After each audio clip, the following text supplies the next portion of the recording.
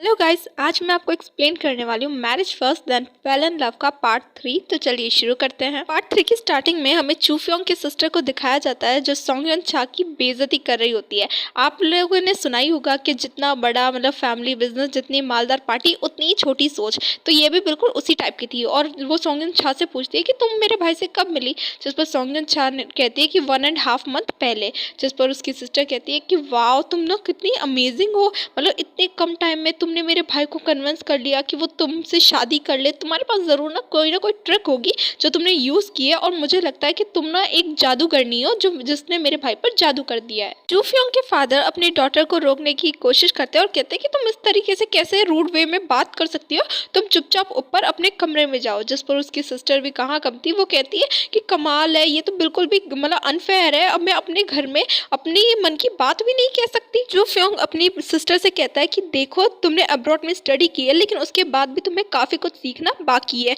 और मेरे पास ना अभी टाइम नहीं है, वरना मैं तुम्हारी इस बदतमीजी का अच्छे से जवाब देता और तुम्हें ना अच्छे से सबक सिखाता। फिर चूफियोंग सॉन्गयन छा को लेकर जा रहा होता है, तभी उसकी बहन उसका रास्ता रोकती है और कहती है कि सॉरी सॉरी, मैंने ना सॉन्गयन छा के साथ काफ़ी ज़्यादा मेस क्रिएट कर दिया। और सीधा जाती है सॉन्गयन छा के पास और कहती है कि जो तुम्हारा जो फैमिली बिजनेस है वो क्या है। और अपने डैड से कहती है कि अगर हम इसका फैमिली बिजनेस बिल्कुल हमारे कंपैरिजन का हुआ तो कितना अच्छा रहेगा, एक अच्छा मैच बनेगा। जिस पर जो सॉन्गयन छा है वो साफ साफ कुछ भी नहीं छिपाती और कहती है कि देखो, मैं एक पेस्ट्री शॉप में इंटर्न की जॉब करती हूँ और मेरी फैमिली का कोई फैमिली बिजनेस नहीं है, और अपने बारे में सब सच सच बता देती है। जिस पर जो उसकी ननद होती है वो कहती है कि तुम्हारी कोई अच्छी बिजनेस नहीं है, तुम तो काफ़ी ज़्यादा गरीब हो, और उसे ना उल्टा सीधा शुरू कर देती है सुनाना। तो जिस पर जो उसका भाई होता है वो कहती है कि चुप करो और चुपचाप इससे अपोलोजाइज करो, इससे माफ़ी मांगो। लेकिन चूफियोंग की सिस्टर कहाँ सॉन्गयन छा से माफ़ी मांगने वाली थी, वो साफ साफ कह देती है मैंने इसके साथ इतना बुरा नहीं किया जिसकी वजह से मैं इससे माफ़ी मांगू, और मैंने क्या गलत कह दिया। तुम भी जानते हो, पेस्ट्री शॉप में काम करने वाली एक इंटर्न इस घर में शादी नहीं कर सकती। और काफ़ी बुरा भला कहती है, लेकिन उन दोनों भाई बहनों में झगड़ा हो जाता है कि इससे माफ़ी मांगो, इससे माफ़ी नहीं मांगो। लेकिन जो चूफियोंग की सिस्टर होती है वो इस बात पर अड़ी रहती है कि मैं इससे कोई भी माफ़ी नहीं मांगने वाली। तभी जो उसके फादर होता है वो उसे जोरदार थप्पड़ लगा देता है और वो कहती है कि आपने इस रैंडम सी लड़की के लिए मुझे पर हाथ उठाया, और अब मैंने क्या गलत कर दिया। मैंने जो बोला है सच बोला है, ये लड़की सिर्फ पैसे के लिए मेरे भाई से शादी की है, बाकी कुछ प्यार व्यार नहीं है इन दोनों के बीच। और ये सब कुछ कहकर वो सॉन्गयन छा को धक्का मार के वहाँ से चली जाती है, और इस वजह से जो सॉन्गयन छा है उसकी पैर में मोच आ जाती है, उसे चोट आ जाती है और उसे खड़ा भी नहीं होया जाता। तो जो चूफियोंग है वो उसकी हेल्प करता है और कहता है कि आई एम सॉरी, मैं उसके बिहाफ पर माफ़ी मांगता हूँ, वो ना काफ़ी ज़्यादा यंग है।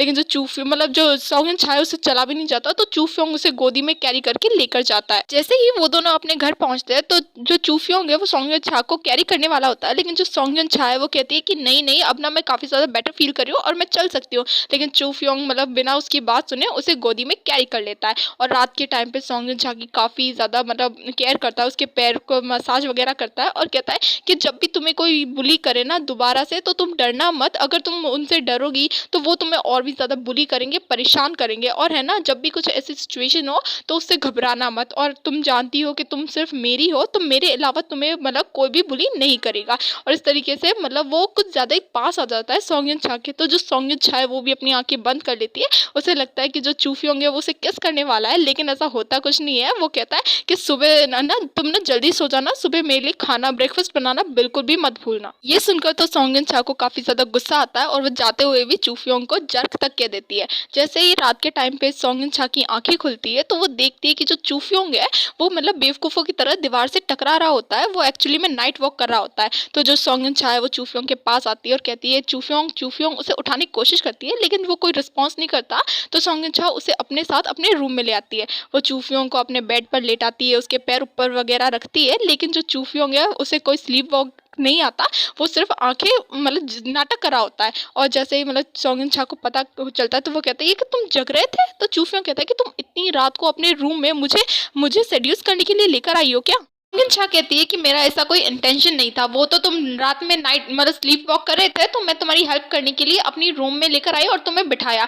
जिस पर जो मतलब चूफिया होता है वो एकदम उसके पास आ जाता है और कहता है कि तुम ना झूठ बोल रही हो। और वो ना मतलब ट्राई करता है कि वो सॉन्ग छा के इंटीमेट हो जाए, लेकिन जो सॉन्ग छा है वो उसे नेक पर बाइट कर लेती है और कहती है कि तुम ये सब क्या कर रहे हो, तुम्हें मतलब अपना प्रॉमिस याद नहीं है क्या कि तुम मुझे टच नहीं कर सकते, और जो हमारी मैरिज है वो कॉन्ट्रैक्ट मैरिज है, फेक मैरिज है। जिस पर मतलब चूफियोंग कहता है कि ठीक है, मैं ये सब कुछ नहीं सुनना चाहता और मुझसे मतलब ये आर्ग्यू मत करो। और फिर जो चूफियोंग कहता है मतलब सॉन्गिनछा कहती है कि देखो मैंने जो किया तुम्हारी हेल्प के लिए किया है, और वो तुम थे जो रात में मतलब स्लीप वॉक कर रहे थे, इसीलिए मैं कुछ नहीं चाहती हूँ तुमसे। जिस पर जो चूफियोंग कहता है कि ठीक है, लेकिन अगली बार अगर तुमने ऐसा कुछ किया ना, तो फिर मैं जो तुम्हारा बेड है मतलब तुम्हारा बेड है वो तुम्हारा नहीं हमारा हो जाएगा, और इस बात को ना अपने दिमाग में बिठा लो। अगली सुबह सॉन्गयान चान अपना बोरिया बिस्तर बांधकर चूफियांग के घर से जा रही होती है, तभी सामने लिविंग रूम में चूफियांग बैठा होता है और वो पूछता है कि तुम अपना बोरिया बिस्तर बांधकर कहाँ जा रही हो। जिस पर सॉन्गयान चा कह देती है कि मैं अपने काम पे जा रही हूँ। जिस पर चूफियांग कहता है कि आज तो तुम्हारा वर्क मतलब ऑफ है ना, कि मतलब तुम्हारे आज की छुट्टी है, तो तुम कहाँ पे जा रही हो, और मतलब मैंने तुमसे बोला था ना 10 बार कि इस घर से भागने की हिम्मत वगैरह तुम मत करना और चुपचाप मेरे पास आकर बैठो। तो सॉन्गयान चा भी चूफियांग के पास आकर बैठती है। तो चूफियांग मतलब अपनी बैंडेज गले की बैंडेज की तरफ इशारा करता है और कहता है कि ये क्या है। जिस पर जो सॉन्गयन चान कहती है कि ये तो एक बैंडेड है। जिस पर मतलब चूफियांग भी कहता है लेकिन ये बैंडेड को एक्सप्लेन करोगी तुम। जिस पर मतलब सॉन्गयन चान कहती है कि मतलब हंसने लगती है वो, क्योंकि उसे रात का इंसिडेंट याद आता है। तो चूफियांग कहता है कि देखो मैं ऑफिस जा रहा हूँ और है ना तुम यहीं पर रुकना इस घर में। अगले दिन सॉन्गयन चा अपने पेस्ट्री शॉप की सफाई वगैरह कर रही होती है, तभी जो उसकी कोवर्कर है वो आती है और कहती है कि ये तो तुम्हारे काम करने का शिफ्ट नहीं है, लेकिन फिर भी तुम काम कर रही हो, तो तुम्हें अगर पैसे चाहिए तो तुम अपने रिच रिच बॉयफ्रेंड से क्यों नहीं मांगती। लेकिन सॉन्गयन कोई भी अटेंशन नहीं देती उसे, तो उसे गुस्सा आ जाता है और कोवर्कर उसे अपनी तरफ मोड़ कर कहती है कि तुम मुझे अटेंशन क्यों नहीं दे रही, मेरी बातों पर ध्यान क्यों नहीं दे रही। और जानबूझकर उसकी कोवर्कर क्रीम का जो मग है वो नीचे गिरा देती है और सारा इल्ज़ाम सॉन्गयन पे लगा देती है कि तुम इतनी केयरलेस कैसे हो सकती हो, तुमने क्रीम का मतलब मग है जो नीचे गिरा दिया। और मैनेजर को चिल्लाकर बुलाती है कि सॉन्गयन ने देखी कितना बड़ा कांड कर दिया है। और जो सॉन्गयन है वो माफ़ी मांगती है कि ये एक्सीडेंटली हुआ है, मैंने कुछ जानबूझ के नहीं किया। लेकिन वो कहती है कि मैं मतलब मैनेजर ये ना काफ़ी ज़्यादा एक्सपेंसिव क्रीम है, लेकिन अब ना हमारे पास ये स्टॉक है ही नहीं, तो अब हम क्या करेंगे।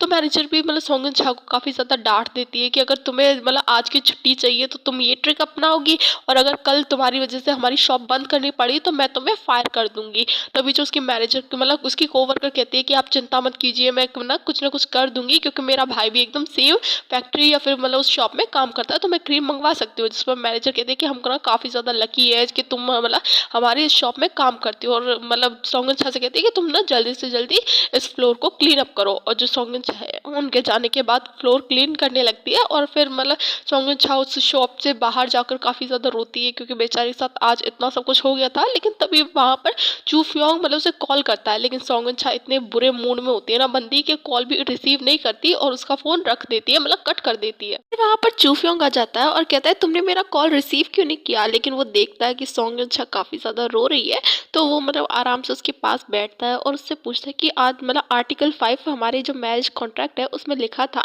कि तुम्हें मतलब मेरी वाइफ को मुझे हमेशा अपडेट करते रहना होगा कि क्या हुआ क्या नहीं हुआ। और वो पूछता है सॉन्गयन क्या हुआ जिसकी वजह से तुम रो रही हो। तो सॉन्गयन कहती है चूफियोंग, और फिर वो अपनी सारी पूरी बात बताती है कि आज क्या हुआ क्या नहीं हुआ। जिस पर चूफियोंग कहता है कि बस इतनी सी बात को लेकर तुम रो रही हो, तुम ना एक काम करो अंदर जाओ और मैं इस प्रॉब्लम को जल्दी से जल्दी फिक्स कर दूंगा। फिर हमें दिखाया जाता है कि जो मैनेजर और कोवर्कर है वो पेस्ट्री शॉप में काम कर रही होती है। तभी वहाँ पर एक बंदा काफ़ी सारी मतलब वो क्रीम लेकर आया होता है, और तभी उसे देखकर जो मैनेजर होती है वो कहती है कि मिस्टर गुयो आप यहाँ पर क्या कर रहे हो। एक्चुअली में ये जो बंदा होता है ना वो उस क्रीम कंपनी का ओनर होता है जिसे मतलब सॉन्गयन ने गिरा दिया था। तो फिर मैनेजर उसकी चापलूसी करने लग जाती है कि मैंने आपको लास्ट टाइम से पार्टी में देखा था, और आप तो मतलब इतने बड़े आदमी उस क्रीम कंपनी के ओनर है, आप पर्सनली यहाँ पर क्यों आए, आप किसी आदमी को भिजवा देते। लेकिन वो पर्सन कहता है कि मैं सॉन्ग का है, और जो मतलब सॉन्गयन होती है वो कहती है कि मैं यहाँ पर हूँ। तो फिर वो आदमी सीधा सॉन्गयन के पास जाता है और कहता है कि मतलब ये मेरी काफ़ी खुशनसीबी है कि मैं आपकी हेल्प कर पाया, और अगर आपको मतलब कोई भी फ्यूचर में मेरी हेल्प चाहिए तो आप मुझे सिर्फ कॉल कर देना, मैं हमेशा आपके लिए फ्री रहूँगा। और ये मतलब मुझे लगता है कि मैंने मतलब डिलीवरी में कोई भी मतलब ज़्यादा देर नहीं की होगी, जिस पर सौंकन छा भी उस आदमी को थैंक यू कहती है, तो वो मतलब वो आदमी भी वहाँ से चला जाता है। और ये सब देखकर जो सौंकन छा की कोवर्कर होती है वो काफ़ी तक किलस रही होती है। और मतलब उसके जाने के बाद सौंकन छा मैनेजर से सॉरी कहती है कि सॉरी मतलब मैंने आज इतना बड़ा कांड कर दिया, जिस पर मैनेजर तो गिरगिट की तरह रंग बदलती है और कहती है कि मतलब कोई बात नहीं, कोई इतनी बड़ी बात नहीं हुई थी जिसकी वजह से लिए तुम सॉरी फील करो, और मतलब ऐसा कुछ भी नहीं होगा, तुम इतना माइंड वाइंड मत करो। एक्चुअली मैनेजर ना उसे काफ़ी रिस्पेक्टफुली और काफ़ी प्यार से बात करती है, तो उसकी कोवर्कर भी कहती है कि तुम्हारी ना कोई गलती नहीं थी, मुझे ही मतलब कप को इतना ऊपर नहीं रखना चाहिए था। और एकदम दोनों ही अपने पूरे के पूरे रंग ही बदल देते हैं। ये सब चूफियोंग ने करवाया होता है, कहना पड़ेगा बंदा एक नंबर कमाल है। फिर हमें दिखाया जाता है कि जो चूफियोंग है वो सॉन्गन छा को लेकर अपने फादर के घर आया होता है अपनी ग्रैंडमा से मिलने के लिए। तो ग्रैंडमा जैसे ही मतलब सॉन्गन छा को देखती है तो वो उसे मतलब चेक करने लगती है और कहती है कि तुम्हारा जो फिगर है वो एकदम परफेक्ट है, तो तुम्हें ना बच्चे वगैरह के लिए इनमें कोई भी प्रॉब्लम क्रिएट नहीं होगी, और तुम्हारी शादी को एक हफ्ता हो गया है और कुछ आगे कहने वाली होती है। तभी जो चूफियोंग है वो कहता है कि ग्रैंडमा आप ना फिक्र मत कीजिए इस बारे में, ये जो लड़की है वो सिर्फ ऊपर से स्वीट दिखती है, बाकी अंदर से है एकदम वाइल्ड।